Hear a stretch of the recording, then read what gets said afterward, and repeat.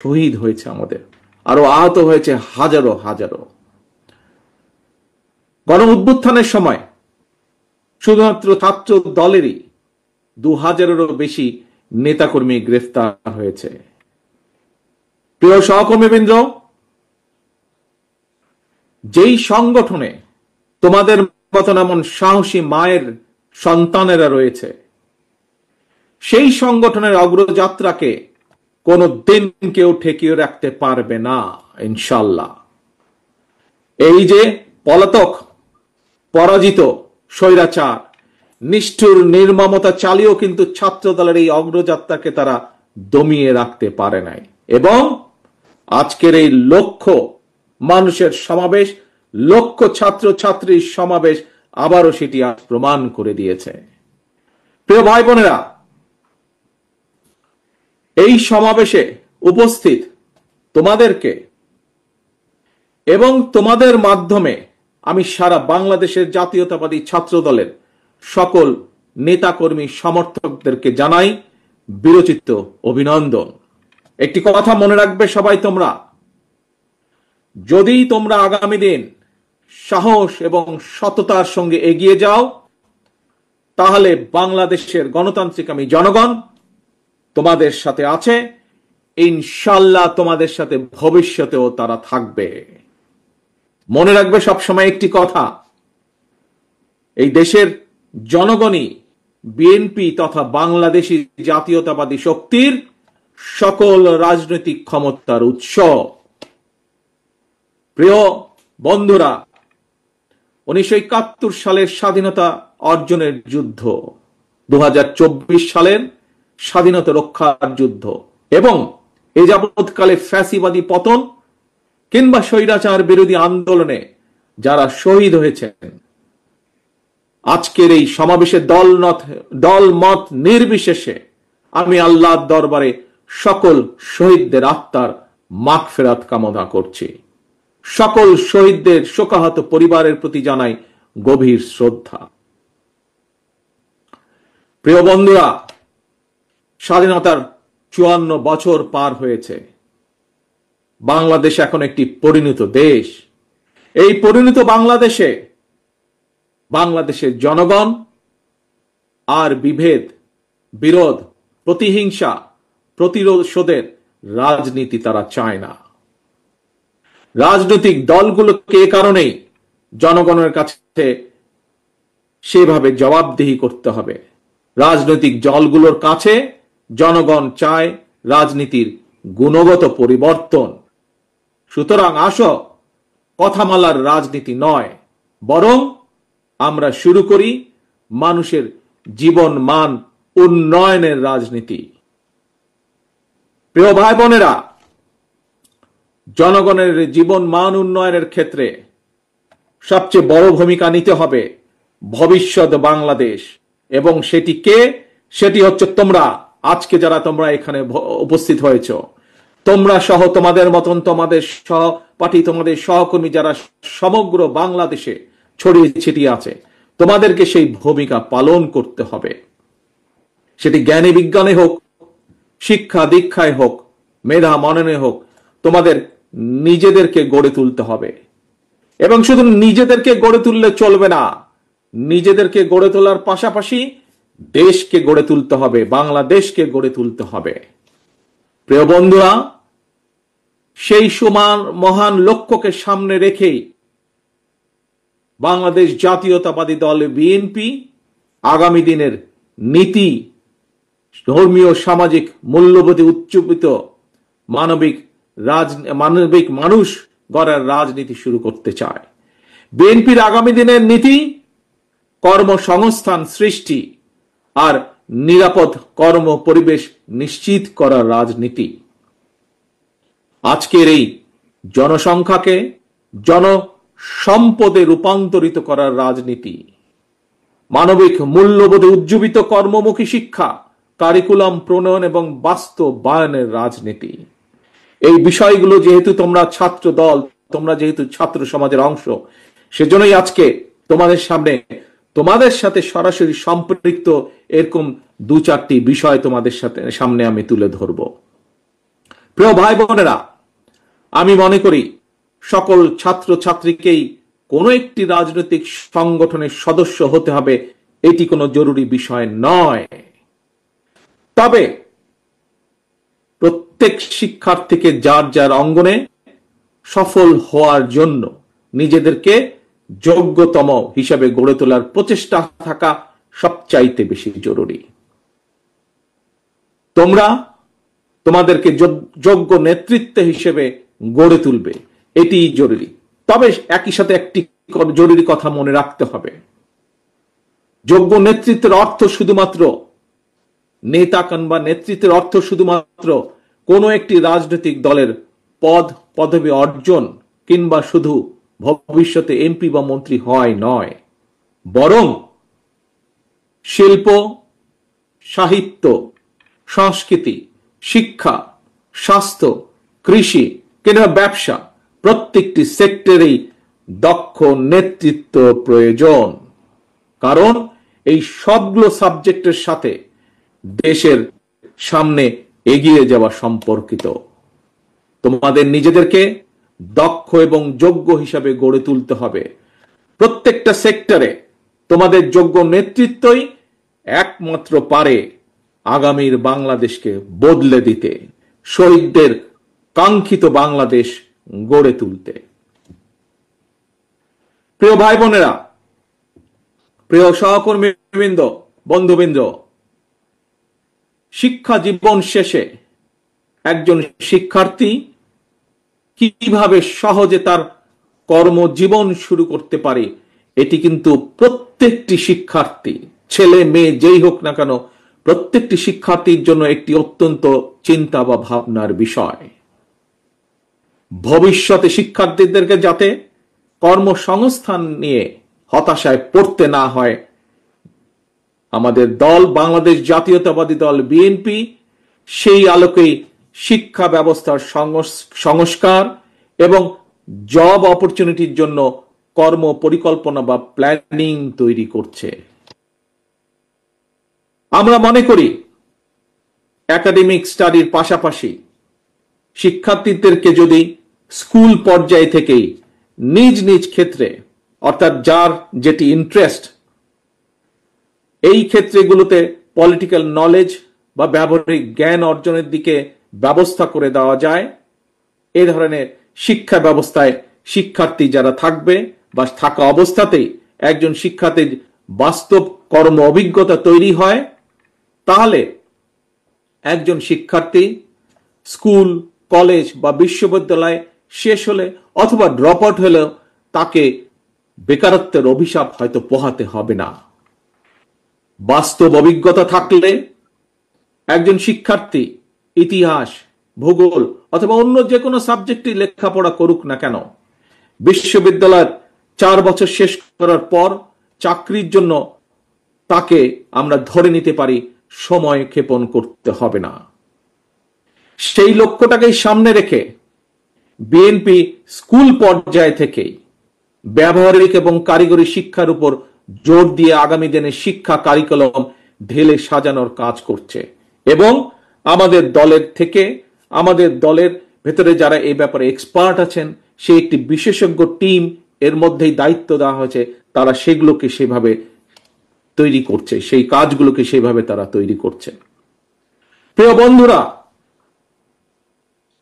ছাত্রছাত্রী অর্থাৎ তারুণ্যের শক্তি এবং নারী শক্তিকে কর্ম পরিকল্পনার বাইরে রেখে একটি রাষ্ট্র কখনোই সামনে এগিয়ে যেতে পারে না। আমি এর আগেও কয়েকবার বলেছি, আজও তোমাদের সামনে আমি তুলে ধরতে চাই, এই যে গ্লোবালাইজেশনের যে এই সময় নারী পুরুষ সকলের সামনে কিন্তু সকল সম্ভাবনার দ্বার আজ উন্মুক্ত টেকনোলজিক্যাল কারণে। আমাদের এই তারুণ্য, আমাদের এই শিক্ষার্থীরা যাতে সকল সম্ভাবনাকে সাফল্যে রূপান্তরিত করতে সক্ষম হয়, এই জন্য একটি বাস্তবধর্মী সুষ্ঠু নীতি পরিকল্পনা আমরা তৈরি করছি এবং সেটি বিএনপি তরুণ জনগোষ্ঠীর সামনে উপস্থাপন করতে চায়, যাতে করে আগামী দিনে তাদের পথ চলা সহজ হয়ে যায়। প্রিয় বন্ধুরা, তথ্য প্রযুক্তির এই সময় বিশ্ব বাজারের সঙ্গে দক্ষতা এবং যোগ্যতার প্রতিযোগিতায় যদি টিকে থাকতে হয়, তাহলে অবশ্যই তোমাদের সকলকে তথ্য প্রযুক্তি এবং কারিগরি শিক্ষায় দক্ষতা অর্জন করতে হবে।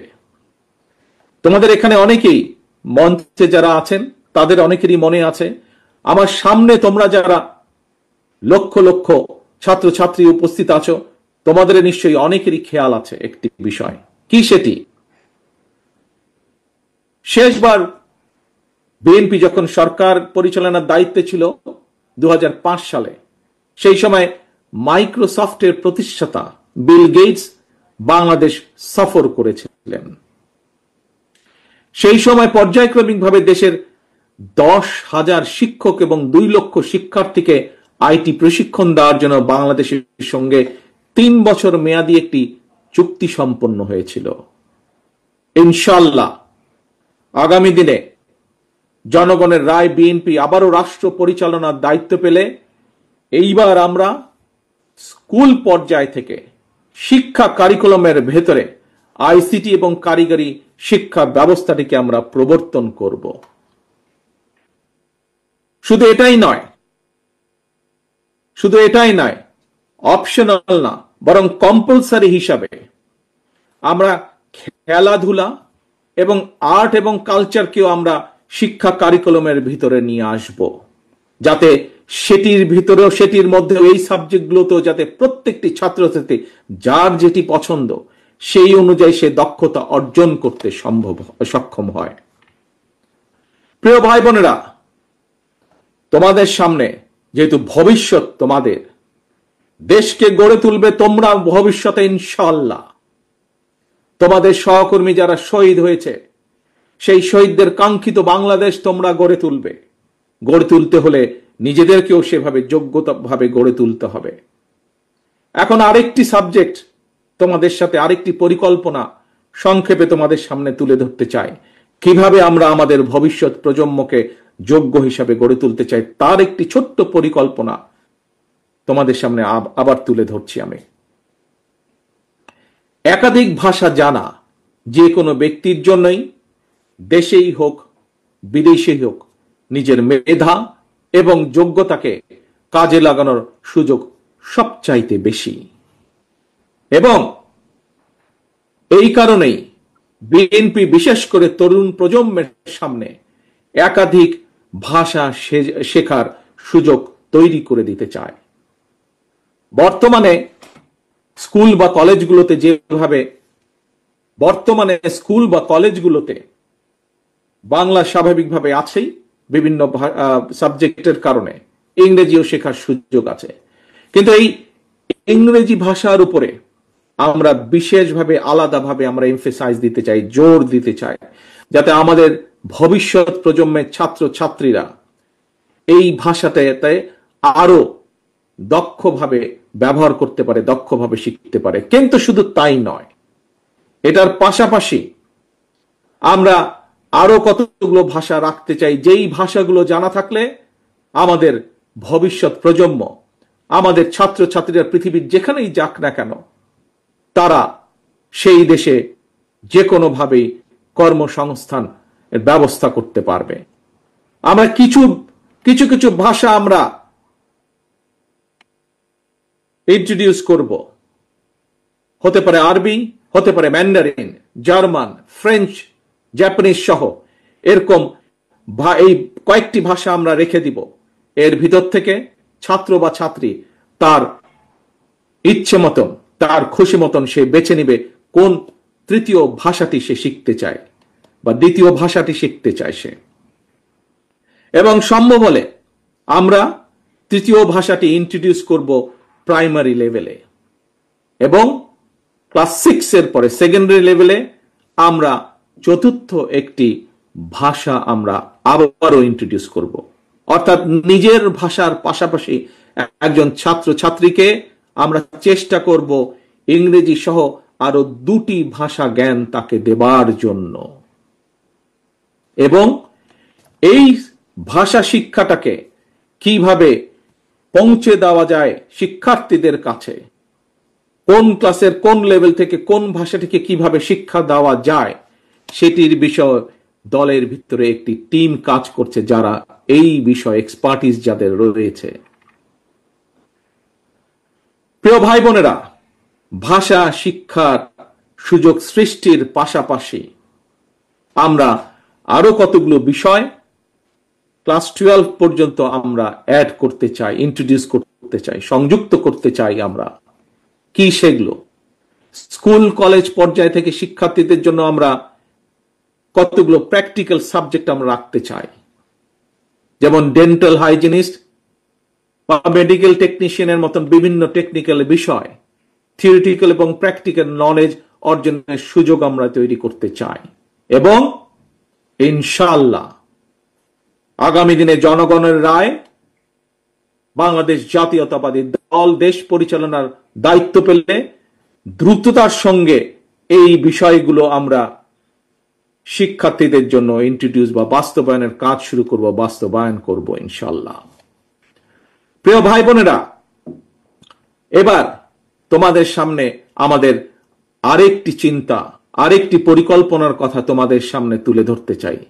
যেই পরিকল্পনা বাস্তবায়ন করতে পারলে তোমরা এবং তোমাদের মতন লক্ষ কোটি তরুণ যুবক শিক্ষাঙ্গনের পরিধি পেরিয়ে শিক্ষা জীবন শেষ করে সহজে যাতে তাদের জীবিকা নির্বাহ শুরু করতে পারে, সেরকম একটি ছোট্ট পরিকল্পনা, আরেকটি পরিকল্পনা তোমাদের সাথে তুলে ধরতে চাই।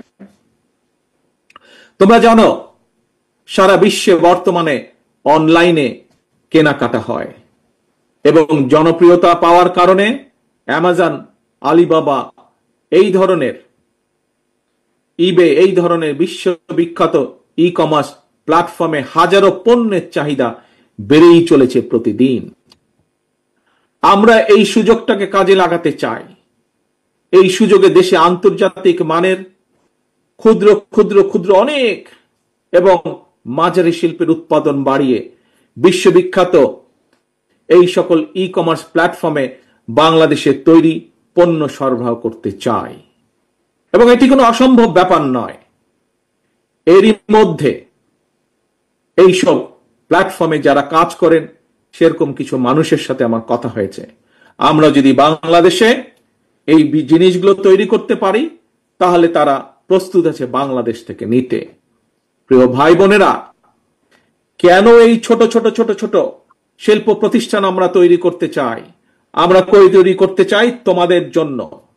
তোমরাই তৈরি করবে এইসব প্রতিষ্ঠান, সরকার থেকে সেটির সহযোগিতা দেওয়া হবে এবং তার মূল লক্ষ্য, তার মূল উদ্দেশ্য তোমাদের মতন সারা বাংলাদেশে ছড়িয়ে থাকা যে কোটি কোটি তরুণ যুবক রয়েছে, তাতে করে তাদের নিজেদের কর্মসংস্থানের ব্যবস্থা হবে, তাতে করে তারা তৈরি করবে এই সকল ছোট ছোট প্রতিষ্ঠানের যারা উদ্যোক্তা, তারা লক্ষ কোটি কর্মসংস্থানের ব্যবস্থা তৈরি করবে ইনশাআল্লাহ। এবং এই কাজটি কিভাবে করা যায় তার জন্য আরেকটি আলাদা টিম এরই মধ্যে কাজ করছে গত 3 মাস যাবত। আমরা চাই দেশে বহু সংখ্যক ক্ষুদ্র এবং মাঝারি শিল্প উদ্যোক্তা তৈরি করতে, যারা ভবিষ্যতে যারা আসবে তোমাদের মাঝে থেকে, সেই সকল উদ্যোক্তা যারা আসবে তোমাদের মতন সারা বাংলাদেশে ছড়িয়ে ছিটিয়ে থাকা তরুণ যুবকদের মাঝ থেকে আসবে তারা। এবং সরকারের পক্ষ থেকে, রাষ্ট্রের পক্ষ থেকে আমরা তাদেরকে অর্থনৈতিক সহায়তা দেওয়ার সর্বোচ্চ চেষ্টা করব। প্রিয় ভাই বোনেরা, আসো এবার আরেকটি আইডিয়া তোমাদের সামনে বা আরেকটি পরিকল্পনা তোমাদের সামনে তুলে ধরি। দেশে বর্তমানে তরুণ প্রজন্মের প্রায় 10 লক্ষেরও বেশি ভাই বোন ফ্রিল্যান্সিং কিংবা আউটসোর্সিং এর মাধ্যমে বৈদেশিক মুদ্রা, শত কোটি বৈদেশিক মুদ্রা অর্জন করছে। তবে এই কাজ যারা করছে তাদের একটি সমস্যা, হয়তো এখানে তোমরা আজ যারা লক্ষ নেতাকর্মী উপস্থিত হয়েছ, লক্ষ সমর্থক, লক্ষ ছাত্রছাত্রী উপস্থিত হয়েছ, তোমাদের মধ্যে হয়তো অনেকেই এরই ভিতরে এই কাজের সাথে সম্পর্কিত। যারা এই কাজের সাথে সম্পর্কিত এবং যারা হতে চাইছে কিন্তু হতে পারছে না, একটি সমস্যা সকলেই ফেস করছে। কি সেই সমস্যাটি? এই যে তারা যাদের কাজ করছে তারা তাদের যে পাওনা টাকা পাঠাচ্ছে বৈদেশিক মুদ্রায়, এটি দেশে আনা সম্ভব হচ্ছে না, অর্থাৎ আন্তর্জাতিক গেটওয়ের একটি সমস্যা হচ্ছে। এই সমস্যা সমাধানের জন্য আমরা এরই ভিতরে সংশ্লিষ্ট যে পেপাল আছে, স্ট্রাইপ আছে, ওয়াইজ আছে, তাদের সঙ্গে আমরা এরই মধ্যে কথা বলেছি এবং এরই মধ্যে কথা বলার মাধ্যমে আমরা অন্তত এতটুকু আসতে পেরেছি যে ইনশাল্লাহ আমরা সরকার গঠনে সক্ষম হলে জনগণের সমর্থন নিয়ে দ্রুততার সাথে আমরা এই সমস্যাটির সমাধান করতে পারবো ইনশাল্লাহ। তার ফলে যারা এই কাজের সাথে সম্পর্কিত তারা যেমন সুবিধা পাবে, নতুন করে আরো মানুষ এই কাজের সাথে সম্পর্কিত হতে পারবে। প্রিয় ভাই বোনেরা, স্বাধীনতার ঘোষক শহীদ রাষ্ট্রপতি জিয়াউর রহমান দেশে স্বনির্ভরতা এবং উৎপাদনের রাজনীতি চালু করেছিলেন। মাদার অব ডেমোক্রেসি দেশনেত্রী বেগম খালেদা জিয়া দেশে নারী শিক্ষার প্রসার ঘটিয়েছিলেন। স্বনির্ভর জনগণ, স্বনির্ভর বাংলাদেশ, এটা গঠনের ধারাবাহিকতায় বিএনপি বর্তমানে দেশে বিদেশে কর্মসংস্থান সৃষ্টি এবং নিরাপদ কর্ম পরিবেশ নিশ্চিত করার রাজনৈতিক কর্মসূচি এবং পরিকল্পনা গ্রহণ করছে। এর মধ্যে কয়েকটি প্ল্যান প্রোগ্রাম আমি তোমাদের সামনে তুলে ধরেছি। এর বাইরেও আমরা কৃষি, ক্রীড়া, স্বাস্থ্য, পরিবেশ সহ প্রতিটি সেক্টরে সুনির্দিষ্ট পরিকল্পনা নিয়ে আমরা কাজ করছি। তবে সকল কর্ম পরিকল্পনা যদি যথাযথভাবে বাস্তবায়ন করতে হয় তার জন্য প্রয়োজন তারুণ্য নির্ভর একদল মেধাবী মানুষ।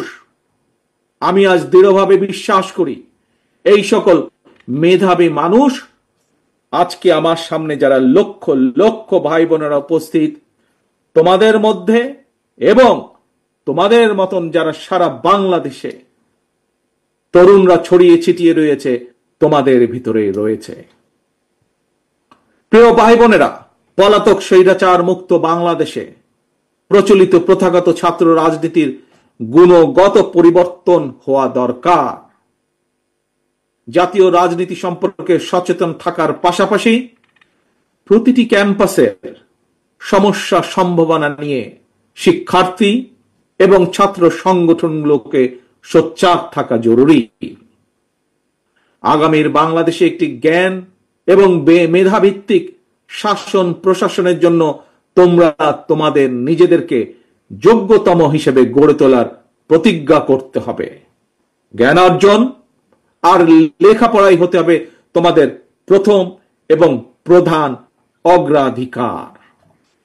প্রিয় ভাই বোনেরা, প্রিয় বন্ধুরা, তোমরা যাতে নিরাপদ এবং সুন্দর পরিবেশে লেখাপড়া করতে পারো এজন্য তোমাদের জন্য ক্যাম্পাসের নিরাপত্তা এবং সুযোগ সুবিধা বাড়ানো প্রয়োজন বলে আমরা মনে করি।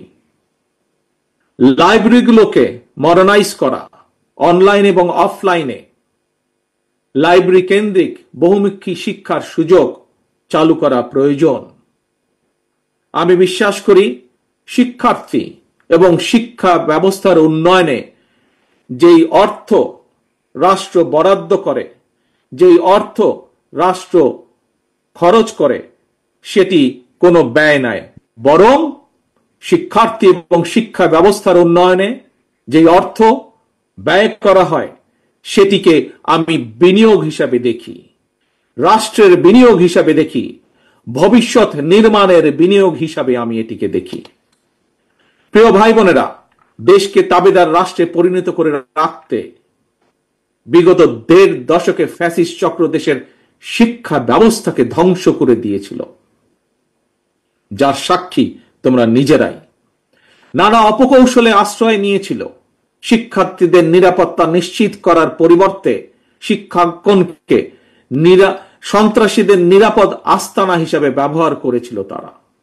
প্রিয় ভাই বোনেরা, আজ এই মুহূর্তে লক্ষ লক্ষ তোমরা আজ শাহবাগে যেখানে এই সমাবেশে তোমরা বসেছো, যেখানে এই সমাবেশ অনুষ্ঠিত হচ্ছে, এর পাশেই কিন্তু খুব সম্ভব তোমাদের হাতের বাম পাশে হবে বোধহয়, হাতের বাম পাশে অর্থাৎ মঞ্চে যারা বসে আছেন তাদের ডান পাশে, মঞ্চের সামনে তোমরা যারা বসে আছো খুব সম্ভব তোমাদের হাতের বাম পাশে ঢাকা বিশ্ববিদ্যালয়, ঐতিহাসিক ঢাকা বিশ্ববিদ্যালয়।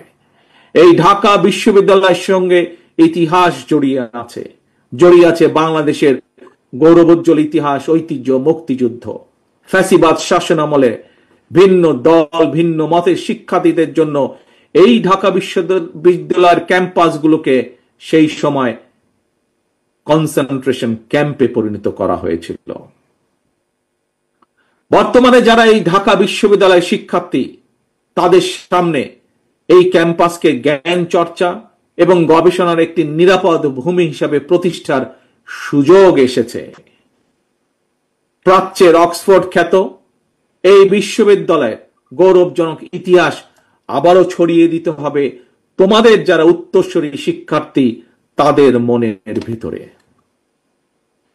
ঢাকা বিশ্ববিদ্যালয়ের ছাত্র দলের নেতাকর্মী এবং কিছু সংখ্যক শিক্ষার্থীর সঙ্গে আমি সরাসরি কথা বলেছি। ঢাকা বিশ্ববিদ্যালয়ের আবাসন সংকট নিরসনে আবাসিক হলগুলোতে বসবাস এবং খাবারের মান বাড়ানো অত্যন্ত জরুরি। এ ব্যাপারে আমি শিক্ষার্থীদের সঙ্গে কথা বলে হলগুলোতে বিদ্যমান সমস্যা এবং সমাধানের একটি লিখিত প্রস্তাবনা বিএনপির কাছে উপস্থাপনের জন্য ঢাকা বিশ্ববিদ্যালয় ছাত্র দলের নেতাদেরকে, কর্মীদেরকে আমি আহ্বান জানাই।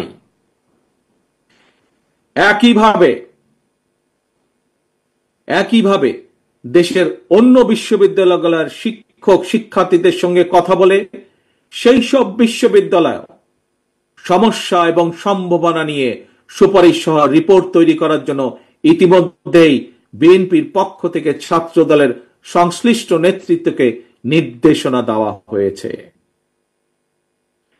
সারা দেশের শিক্ষার্থী, জাতীয়তাবাদী ছাত্র দলের নেতা কর্মী এবং তরুণ প্রজন্মের ভাই বোনেরা, তোমাদের এই সমাবেশে এবং তোমাদের মাধ্যমে সারা দেশের শিক্ষার্থী এবং তরুণ প্রজন্মের সামনে বিএনপির গৃহীত কয়টি প্ল্যান প্রোগ্রাম তুলে ধরার অবশ্যই একটি উদ্দেশ্য রয়েছে। কি সেই উদ্দেশ্য, কি সেই লক্ষ্য? সেটি হলো আমাদের প্রত্যেকেরই মা রয়েছে। একজন মায়ের চোখে বাংলাদেশ যেমন, অর্থাৎ আগামী দিনে আমরা নবীন এবং প্রবীণ সবাই মিলে তেমন একটি বাংলাদেশ গড়তে চাই। আমরা একজন মায়ের চোখে যেমন বাংলাদেশ, তেমন একটি বাংলাদেশ আমরা গড়ে তুলতে চাই, নবীন এবং প্রবীণ সকলে মিলে। প্রিয় ভাই বোনেরা, সারা দেশের ছাত্র দলের নেতা কর্মী, দেশের সকল শিক্ষার্থী এবং তরুণ প্রজন্মের দৃষ্টি আকর্ষণ করে বলতে চাই, আজকের এই তারুণ্য, আজকের এই শিক্ষার্থীরা আগামীর বাংলাদেশ, এই বাংলাদেশে ফ্যাসিবাদ, উগ্রবাদ, চরমপন্থার উত্থান কিংবা পুনর্বাসন, চরমপন্থার উত্থান কিংবা পুনর্বাসন ঠেকাতে শিক্ষার্থীদেরকে অবশ্যই সচেতন থাকতে হবে, সচেতন ভূমিকা পালন করতে হবে, যার আহ্বান এরই ভেতরে আজকের এই সমাবেশের সভাপতি সকলকে দিয়ে গিয়েছে। প্রিয় ভাই বোনেরা, দেশের প্রায় 13 কোটি ভোটারের মধ্যে গত 1.5 দশকে ভোটার তালিকায় এ পর্যন্ত প্রায় 4 কোটি নতুন ভোটার যুক্ত হয়েছে। তোমরা ভোটার হলেও ফ্যাসিবাদ চক্র তোমাদের ভোটের অধিকার কেড়ে নিয়েছিল। আসন্ন জাতীয় নির্বাচন সামনে, এবং এই আসন্ন জাতীয় নির্বাচনে তোমাদের হারানো ভোটের অধিকার পুনঃপ্রতিষ্ঠার এক বিরাট সুযোগ তৈরি হয়েছে। এই সুযোগকে কাজে লাগিয়ে স্বাবলম্বী বাংলাদেশ গড়ার লক্ষ্যে বিএনপির গৃহীত পরিকল্পনা বাস্তবায়ন করার জন্য পলাতক স্বৈরাচারের শাসন আমলে গত ১.৫ দশকে ভোট প্রয়োগের অধিকার বঞ্চিত ৩.৫ কোটি ভোটার সহ সবার সমর্থন এবং সহযোগিতা চাই। আজকের এই সমাবেশে উপস্থিত ছাত্র দলের নেতা কর্মী এবং প্রিয় শিক্ষার্থী ভাই বোনদের মাধ্যমে সারা দেশের সকল শিক্ষার্থী এবং তরুণ প্রজন্মের কাছে আজ আমার একটি আহ্বান থাকবে। সামনে উপস্থিত শিক্ষার্থী প্রিয় ভাই বোনেরা, ছাত্র দলের প্রিয় ভাই বোনেরা, মন দিয়ে শোনো কি আহ্বান আমি জানাতে চাই। তারপরে আমার এই আহ্বানের কথা ছড়িয়ে দাও তোমাদের সকল শিক্ষার্থী, সারা সমগ্র বাংলাদেশে ছড়িয়ে ছিটিয়ে থাকা সকল শিক্ষার্থী, সকল আগামীর বাংলাদেশ ভবিষ্যৎ প্রজন্মের কাছে যারা নতুন ভোটার, তাদের সকলের কাছে আমার এই আহ্বান ছড়িয়ে দিবে। পারবে ছড়িয়ে দিতে? পারবে আমার আহ্বান ছড়িয়ে দিতে? আসো তাহলে বলি আমি কি সেই আহ্বান। মন দিয়ে শোনো, প্রথমবার আমি তোমাদেরকে সেই আহ্বানের কথা বলবো, তোমরা পরে আমি বলা শেষ হলে আমার সাথে তোমরা আবার পরবর্তীতে বলবে। কি সেই আহ্বান? তারুণ্যের প্রথম ভোট ধানের শীষের জন্য হোক। কি সেই আহ্বান? তারুণ্যের প্রথম ভোট ধানের শীষের জন্য হোক। তারুণ্যের প্রথম ভোট ধানের শীষের জন্য হোক। আল্লাহ হাফেজ। আসো আমরা আজকে প্রতিজ্ঞাবদ্ধ হই, ভবিষ্যৎ বাংলাদেশ, শহীদের কাঙ্ক্ষিত বাংলাদেশ গড়ার জন্য যা যা প্রয়োজন, নিজেদেরকে যোগ্য করার জন্য যা যা প্রয়োজন তোমরা তা সকলে গ্রহণ করবে। এই হোক আজকের প্রতিজ্ঞা।